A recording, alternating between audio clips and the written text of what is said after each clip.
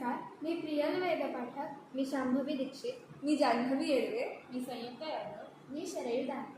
Ahilyadevi high school for girls पुणेतर्फे आम्ही हा प्रकल्प सादर करीत आहोत.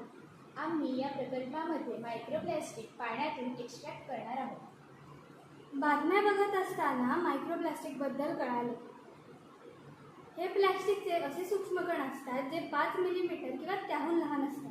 हे सूक्ष्मकण नैसर्गिकरित्या मोठ्या प्लास्टिक घटकांचे लहान तुकडे होऊन किंवा औद्योगिक उपयोगासाठी तयार केले जातात.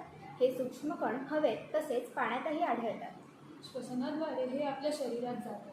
तसेच जलशुद्धीकरण नीट न झाले असल्यास तेही आपल्या शरीरात जातात. हे आपल्यासोबत इतर सजीवांसाठीही हानिकारक आहे. या समस्येवर उपाय म्हणून फेरोफ्लुइड्सचा वापर करून पाण्यातून मायक्रोप्लास्टिक्स एक्स्ट्रॅक्ट करणार आहोत. यासाठी आम्ही फेरोफ्लुइड तयार केले आहे, जे तेल आणि फेरिक ऑक्साईडच्या मिश्रणाने बनते. फेरोफ्लुइड कोणत्याही आयर्न ऑक्साईडने बनते, पण या प्रकल्पासाठी फेरिक ऑक्साईड उत्तम. त्यानंतर आम्ही प्लास्टिकचे बारीक कण घेतले आहे. पाण्यातही आम्ही ते टाकलेले आहे. एका छोट्या बीकरमध्ये आम्ही स्ट्रॉंग मॅग्नेट घेतलेले आहे. आता पाण्यामध्ये आम्ही फेरोफ्लुइड टाकणार.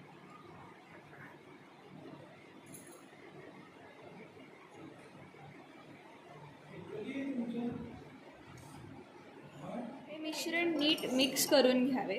त्यानंतर एका बीकरमधल्या मॅग्नेटला आपण पाण्यात घालावे.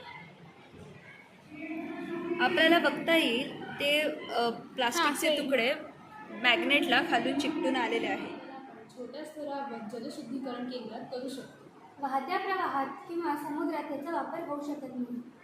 भारत सरकारच्या अंतर्गत होणाऱ्या या विकसित भारत बिल्टॉन या उपक्रमामध्ये सहभागी होण्याकरिता आम्ही हा उपक्रम निवडला.